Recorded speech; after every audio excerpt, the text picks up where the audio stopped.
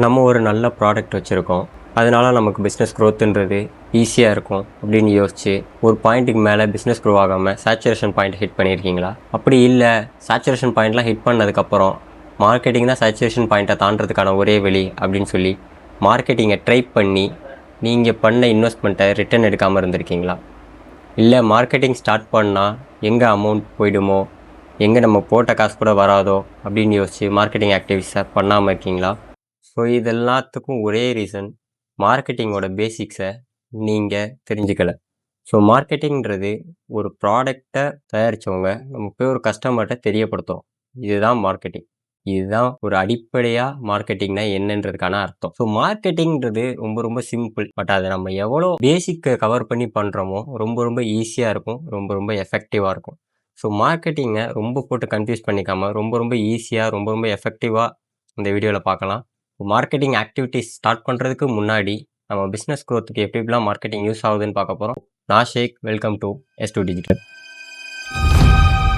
First விஷயம், marketing start பண்றதுக்கு முன்னாடி, உங்க கஸ்டமரோட பெயின் பாயிண்ட் உங்களுக்கு கண்டிப்பா தெரிஞ்சிருக்கணுங்க. பெயின் பாயிண்ட்னா என்ன அப்படின்னா, உங்க ப்ராடக்ட் ஒரு ப்ராப்ளம சால்வ் பண்ணும்ல, அதுதான் பெயின் பாயிண்ட். எக்ஸாம்பிளுக்கு இப்போ கோல்கேட்ன்னு எடுத்துக்கிட்டீங்க அப்படின்னா, அது உங்க பல் விளக்குறதுக்கான ஒரு ப்ராப்ளமா அது சால்வ் பண்ணுது. ஸோ, இது மாரி உங்களோட ப்ராடக்ட் எந்த ப்ராப்ளம சால்வ் பண்ணுதோ, அந்த ப்ராப்ளம் தான் கஸ்டமரோட பெயின் பாயிண்ட். ஸோ, இத நீங்க கிளியரா இருக்கணும். இத நீங்க நல்லாவே தெரிஞ்சு வச்சிருக்கணும். இது எதுக்கு யூஸ் ஆகும் அப்டின்னா, உங்களோட கான்டென்ட் மேக் பண்றதுலருந்து, உங்களோட ஃபியூச்சர் அப்கிரேட் பண்றதுக்கு வரைக்கும் எல்லாத்தையுமே இந்த பெயின் பாயிண்ட் யூஸ் ஆகுங்க. இத எப்படி நம்ம ப்ராப்பரா, கரெக்ட்டா தெரிஞ்சு வச்சிருக்கோமோ, அத பொறுத்து உங்களோட கான்டென்ட்ட கிளியரா யூஸ் பண்றதுக்கும், கிளியரா கிரியேட் பண்றதுக்கும் ரொம்ப ரொம்ப ஹெல்ப்ஃபுல்லா இருக்கும். செகண்ட் விஷயம் USP. உங்க ப்ராடக்ட் மாரியே மார்க்கெட்ல இன்னொரு ப்ராடக்ட் இருக்குங்க. உங்க ப்ராடக்ட் அந்த இன்னொரு ப்ராடக்ட்லேருந்து எந்த விதத்துல டிஃபர் ஆகுது? அத தான் நம்ம USPன்னு சொல்லுவோம். உங்க கஸ்டமர் வந்து இந்த 2 ப்ராடக்ட் இருக்கு. இந்த ப்ராடக்ட்ல நான் ஏன் உங்க ப்ராடக்ட்ட வாங்கணும்? அப்படின்ற கொஸ்டினுக்கு நீங்க ஆன்சர் பண்ற மாதிரியான ஒரு விஷயம் இருக்கு உங்க ப்ராடக்ட்ல அப்படின்னா, அதுதாங்க USP. ஸோ USPன்றது ரொம்ப ரொம்ப ரொம்ப ரொம்ப யூஸ்ஃபுல்லா இருக்கும். உங்க பிராண்ட ஒரு பொசிஷன் பண்றதுக்கு. உங்களோட ப்ராடக்ட்டோட USP என்ன? அத எப்படி கண்டுபிடிக்கிறது? அப்படி உங்க ப்ராடக்ட்ல USP இல்ல அப்படின்னா, அத எப்படி கிரியேட் பண்றது? அப்படின்றதெல்லாம் நெக்ஸ்ட் வீடியோஸ்ல நம்ம டீட்டெயில்டா பார்ப்போம். ஸோ இந்த வீடியோல யூஎஸ்பின்னு ஒண்ணு இருக்கு. அது மார்க்கெட்டிங் ஆக்டிவிட்டீஸ் பண்றதுக்கு முன்னாடி நம்ம கொஞ்சம் அதுல கிளியரா இருக்கணும் அப்படின்றத மட்டும் தெரிஞ்சுக்கோங்க. தேர்ட் வந்து கான்டென்ட். நம்ம மார்க்கெட்டிங்க பொறுத்தளவுக்கு கான்டென்ட் தான் கிங்குன்றத நெறைய பேர் சொல்லி கேள்விப்பட்டிருப்பீங்க.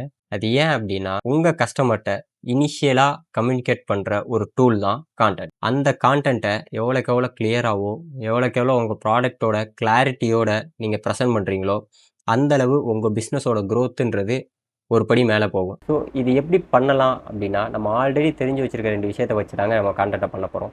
அது என்ன விஷயம் அப்படின்னா, பெயின் பாயிண்ட் அண்ட் USP. உங்களோட கான்டென்ட்ன்றது உங்க கஸ்டமரோட பெயின் பாயிண்ட் நம்ம தெரிஞ்சு வச்சிருக்கோம்ல, அந்த பெயின் பாயிண்ட்ட சால்வ் பண்ற மாதிரியான கான்டென்ட்டா இருக்கணுங்க. செகண்ட் விஷயம், அந்த கான்டென்ட் உங்க பெயின் பாயிண்ட்ட சால்வ் பண்றது மட்டும் இல்லாம, உங்களோட USBய ப்ரமோட் பண்றதா இருக்கணும். எக்ஸாம்பிள்க்கு வச்சுக்கிட்டோம்னா, கோல்கேட்டோட ஆடே எடுத்துப்போம். அதில பார்த்தீங்கன்னா, அது பல்லு விளக்குறதுக்கு தான் அந்த கோல்கேட்ன்றத ப்ரமோட் பண்ற மாரி இருக்கும்.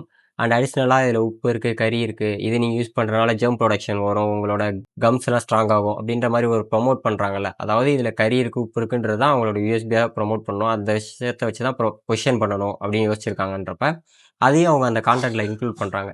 இதனால என்ன ஆகும்னா, உங்க ப்ராடக்ட் பத்தின ஒரு கிளாரிட்டி உங்களோட கஸ்டமருக்கு கிடைக்கும். அண்ட் ஆல்சோ ஆல்ரெடி இருக்க காம்படிட்டர்ஸ விட நம்மளோட ப்ராடக்ட் கொஞ்சம் யூனிக்கா இருக்கு.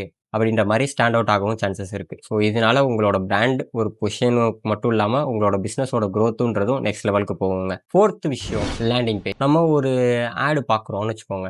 ஆர் இமேஜோ, வீடியோவோ ஏதோ ஒரு கான்டென்ட் பார்க்குறோம். அந்த கான்டென்ட்ல இருக்க ப்ராடக்ட்ஸ் நமக்கு புடிச்சிருக்கு. பட் ஆனா அந்த கான்டென்ட்ட பார்த்தோனே நம்ம டிசிஷன் மேக் பண்ணிருவோமா? நம்ம அப்படி மேக் பண்ண மாட்டோங்க. ஏன் அப்படின்னா, அந்த கான்டென்ட்டோட வீடியோவ பார்த்ததுக்கப்புறம், நம்ம இன்னும் அதுக்கு பத்தின கொஞ்சம் டீட்டெயில்ஸ் தெரிஞ்சுக்கிட்டா, பை பண்றதுக்கான சான்சஸ் நெறைய இருக்கு.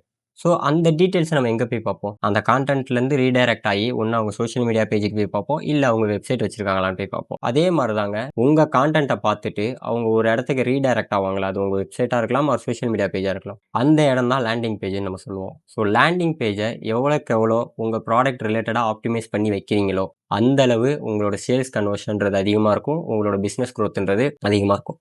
லேண்டிங் பேஜ் ஆப்டிமைசேஷனா அப்படின்னா என்ன? அதில என்னென்னலாம் பண்ணணும்? பெருசா ஒண்ணுலாம் பண்ண வேண்டியது இல்லங்க. உங்களோட லேண்டிங் பேஜ உங்க ப்ராடக்ட்டோட ஸ்பெசிஃபிகேஷன டீட்டெயில்டா எக்ஸ்ப்ளைன் பண்றதா இருக்கணும். மாரி பேசிக் கொஸ்டின்ஸ் எல்லாம் சால்வ் பண்ண மாரி ஒரு FAQ இருக்கணும். அண்ட் ஆல்சோ இதுக்கு முன்னாடி உங்களோட ப்ராடக்ட்ட வாங்கி கஸ்டமர்ஸ் இருக்காங்க அப்டின்னா, அவங்களோட டெஸ்டிமோனியல் இருக்கணும். கடைசியா உங்க ப்ராடக்ட்ட பை பண்றதுக்கான லிங்க் இருக்கணும். ஸோ இது மாரி லேண்டிங் பேஜ ஆப்டிமைஸ் பண்ணிக்கலாம். அதுல முக்கியமா உங்களோட ப்ராடக்ட்டோட ஸ்பெசிஃபிகேஷன், அது எந்த பெயின சால்வ் பண்ணுன்றது இருக்கணும். அண்ட் ஆல்சோ உங்களோட யுஎஸ்பின்றது கம்பல்சரி இருந்தே ஆகணும்.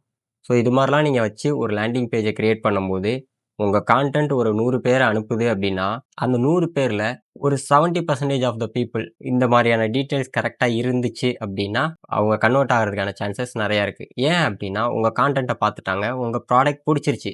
அவங்களுக்கு இன்னும் கொஞ்சம் கிளாரிட்டி தான் தேவைப்படுது. அந்த கிளாரிட்டிய உங்க லேண்டிங் பேஜ் குடுத்துருச்சு. அத ஃபுல்ஃபில் பண்ணிடுச்சு அப்டின்னா, உங்களோட சேல்ஸ் கன்வர்ஷன்றது அதிகமா இருக்கும். இதனால என்ன ஆகும்? உங்களோட பிசினஸ் குரோத் ஒரு நெக்ஸ்ட் லெவலுக்கு போகும். இந்த 4 ஸ்டெப்பையும் நீங்க மார்க்கெட்டிங் ஆக்டிவிட்டீஸ் பண்றதுக்கு முன்னாடி செக் பண்ணிடுங்க. ஸோ இது மாரி பேசிக்ஸ்ல நீங்க கான்சன்ட்ரேட் பண்றீங்க அப்டின்னா, நீங்க பெரிய பெரிய ஸ்ட்ராட்டஜிஸ் பண்றதுக்கும், ஒரு லேக்ஸ்லயோ, குரோர்ஸ்லயோ மார்க்கெட்டிங்ல இன்வெஸ்ட் பண்ணி, நீங்க பெருசு பெருசா உங்க பிசினஸ குரோ பண்றதுக்கும், இந்த பேசிக்ஸ் தாங்க ஹெல்ப்ஃபுல்லா இருக்கும். ஸோ பேசிக்ஸ்லேருந்து ஸ்டார்ட் பண்ணுங்க. உங்களோட ஃபியர விட்டுட்டு, இந்த பேசிக்ஸ் பாயிண்ட்ட நம்ம கரெக்ட் பண்ண ட்ரை பண்ணுங்க. ஸோ இதெல்லாம் நீங்க பண்ணிட்டீங்க அப்டின்னா, உங்க மார்க்கெட்டிங் ஆக்டிவிட்டீஸ்ல ஒரு சக்சஸ்ஃபுல் ரேட்ன்றது கொஞ்சம் பெட்டரா இருக்கும். உங்களோட ஃபியரும் வந்து கொஞ்சம் கம்மியாயிடும். இது மாரி பேசிக்ஸ ரொம்ப ரொம்ப டீட்டெயில்டாவும், ரொம்ப ரொம்ப தெளிவாவும் நம்ம சேனல்ல சொல்லிக் குடுக்கறதுக்கு தான் பிளானிங் இருக்கு. ஸோ உங்களுக்கு என்னென்ன டவுட்ஸ் இருக்கோ, அது எல்லாத்தையும் கமெண்ட் பண்ணீங்கன்னா, நம்ம அது ரிலேட்டடா டிஸ்கஸ் பண்றது மாரியான வீடியோஸ கிரியேட் பண்ணிடலாங்க. ஸோ தேங்க்ஸ் ஃபார் வாட்சிங் and see you in the next video.